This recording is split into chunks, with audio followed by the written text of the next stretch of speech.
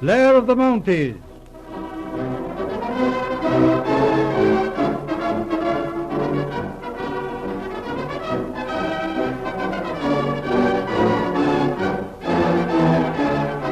We present episode 34 in Blair of the Mounties. Into the peaceful, law-abiding atmosphere of England, there comes suddenly the startling news of a gold robbery in the English Channel. A story of unbelievable piracy in the 20th century. A cross-channel boat, the Ibex, has been stopped in mid-channel shortly after midnight. Armed men hold up the officers and crew.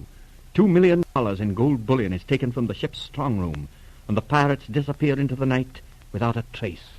All England is ablaze with the incredible news. Extra! Extra! All about the gold robbery! Extra! Extra! Miss Guest, Yes? Wait a minute. I wish you'd shut that door. All right. You get that paper? What is this robbery? Just a minute. Oh, here it is. Good gracious, listen. What is it? Daring robbery on high seas. Ships seized by armed bandits. £500,000 sterling in bar gold in transit from London to Bank of France. Stolen from ship's strong room. Oh, how dreadful. Here, give me that paper. Well, the thing's impossible. Officers and crew held up by armed bandits. Ship's purser forced to open strong room. Gold removed in ship's boats. Well, what do you know about that? As you say, the thing is impossible. I don't know. A robbery like that isn't impossible, of course. According to the report, there were over 20 men in the gang. Must have been carefully planned. As for getting away with it, that's something else. But who would want to steal all that gold? And where could they hide it? How could they dispose of it? Now, that's a very sensible question, Miss Guest. It's what puzzles me. If the report is true, and it must be, what organization in the world could be big enough to handle such a job, short of a nation? A nation? What do you mean? I don't know. I'm just wondering. Hello? Yes? One moment, please. It's for you, Inspector. Yeah. Hello? Oh, yes, speaking. Yes? Yes. I'll be there in 10 minutes. Room 48. All right. Room 48, eh? We must be getting important. I don't know. Naval Intelligence, number 5, Commander Reed. Better stall off any appointments, Miss Guest. Looks like a job. Yes. All right. Hold everything to the present. I'll telephone if I have to go out of town. All right.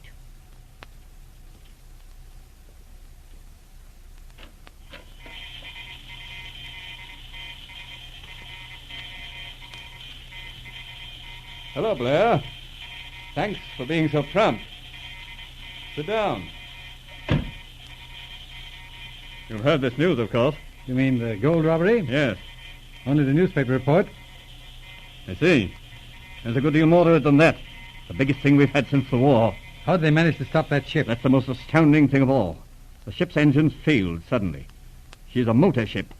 The ignition went off. Lights went out. The ship was helpless. You mean before the robbery? Yes. Something stopped her. Why, I never heard of such a thing. The funny thing is that it happened once before. What? Yes, 4 months ago. Happened to the cruiser Thetis in the Mediterranean, just east of Malta. She stopped suddenly the same way. Nothing happened. The power came on again, and she proceeded on her course. But it was never accounted for. That's extraordinary. Yes. Now, the details of this Ibex affair. Just a minute. What is my standing in this affair? Orders are to employ you as before. Special investigation work. That's satisfactory? Certainly. Good. The Ibex is a small cross-channel boat. Passengers and mail. Left Southampton at midnight. At about 12:50, as I said. The engines failed mysteriously. The passengers were all asleep below. The watchman on deck noticed a small group of men near the bridge steps. Before he could give the alarm, he was knocked out. Then the gang was already aboard ship? Part of them, apparently, went aboard as ordinary passengers. But 2 of the engine room crew were in it. All right, carry on. There was a whistle signal from near the bridge. Men all over the ship moved simultaneously. They killed the officer on the bridge and seized the quartermaster at the wheel. The officers and crew are locked in their rooms, and all exits from below are blocked within a couple of minutes. Haven't they a carefully planned job? How'd they get the gold? There were 2 treasury guards on duty. They were overpowered. The bandits lowered 3 of the ship's boats and opened the iron doors on the lower deck. Inside 10 minutes, the gold was in the boats. At 13 minutes after 1, the officers broke out of their quarters and found the boats gone and the ship drifting. What an astounding thing. Are you quite sure of this mysterious stopping of the ship? Well, yes. That's the queerest thing of all. Our people are working on it. It was some sort of influence that came from a point directly ahead of the Ibex. How do you know that? Because the freighter Lucerne was 3 miles directly astern on the same course. She felt it slightly. Another ship running parallel with the Ibex noticed nothing. What do you want me to do? Tell me something. What do you know about a place known as Greystone Manor in Devonshire? Greystone Manor? Why? Well, I'm asking you. Oh, I know it slightly. Private estate near Coombe Seaton in Devonshire. It's all right, Blair. Don't hesitate to talk of it. Lord Waverton told me all about the job you did for him down there. Indeed? But what has Greystone Manor to do with this affair? It might have a good deal to do with it. As I said, I know about that affair of Greystone Hall and about Schwartz, the man they deported. Well?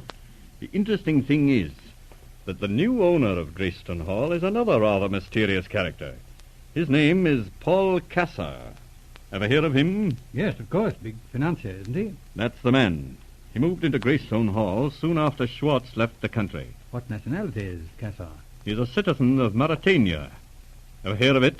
Mauritania? Yes, once or twice. In the Balkans somewhere, isn't it? That's near enough. Anyway, it's a little nation, very progressive.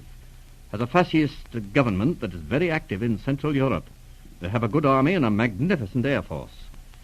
Cassar is the financial power behind the throne. That's so? I still don't see any connection. Right. Here we go. We've been picking up a lot of short-wave messages in figure cipher lately. Here's one of them. Where do they come from? 3 places. There are 3 different stations sending this cipher. The Mauritanian Embassy in London, and a private station we located at Greystone Hall. Then, last night, before and after the robbery, we were picking up messages from a ship somewhere in the Channel. All in this cipher, or one similar. But still, it might have nothing at all to do with the robbery. Do you understand our method of locating a sending station? Not very well. I know that you can get the exact direction or bearing of a sending station. We can do a lot better than that. It's perfectly simple. We have plenty of naval wireless stations all along the south coast. We were working on these cipher messages before this Ibex robbery happened. And what did you get? We had all our stations plot the bearing of this ship that was sending. The directions all intersect in and around the area where the Ibex was stopped. You mean the night of the robbery there was a ship sending these messages from positions near the vessel that was stopped? Right. And why couldn't you find her? Oh, come now. We did the best we could. We had 5 destroyers out within an hour of the report of the robbery. They all picked up the wireless signals and headed for the location. But the signals stopped, and they didn't find any ship. What do you think it was? A submarine? It could be, of course. Now for the last point. After that robbery occurred, as I said, we got messages coming from a ship in the Channel. We plotted her position on the map. She was steering a course for the Devonshire coast. And Coombe Seaton's in Devonshire. That's right. The chief would like you to get down there and see if you can find anything. You have full authority. Sounds like a wild errand. Can I have a copy of those cipher messages? Certainly, you can have them all. Afraid it's not very much use. We have some pretty good cipher experts. They say it's an outlaw cipher, sort of arbitrary code. Still, I might stumble onto it. Yes. Well, good luck, Blair. Where is your address at Coombe Seaton? Yes, you can get me care of Dr. Craig Holland, Astley Cottage. He's a friend of mine. I'll be there this evening. Right. Goodbye, old chap. And keep your head down. Righto. Goodbye, Reed.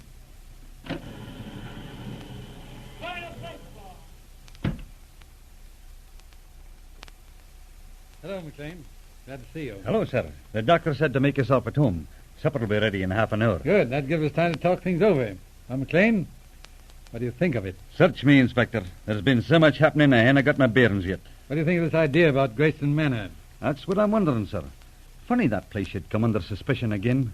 Yes. Did you look around there? Aye, I was there this afternoon. You see the owner, this Mr. Cassar? Aye, he was there. Showed me over the place.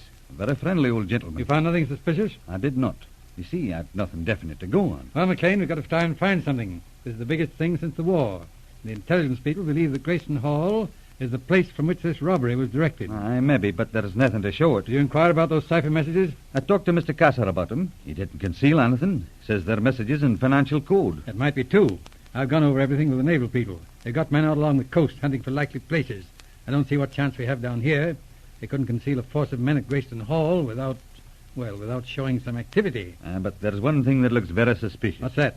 You mind when Schwartz, the former owner of the hall, was put out the country? Yes?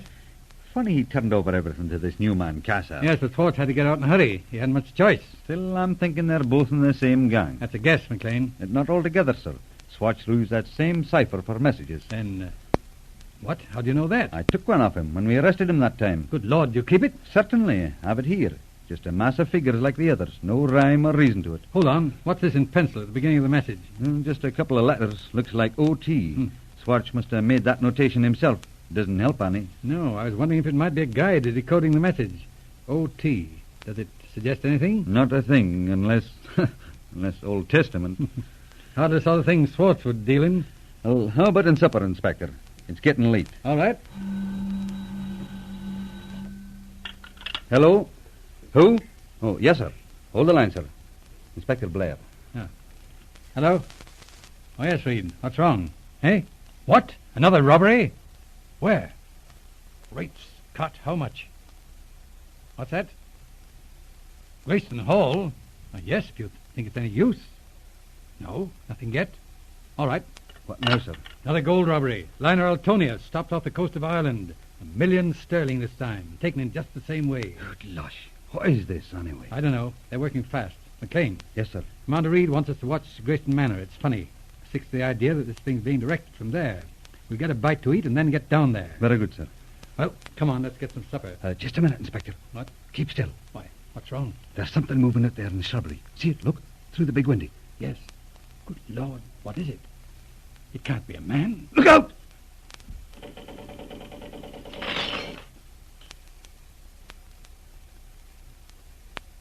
The second part of the Ibex mystery will be heard in episode 35 of Blair of the Mounties.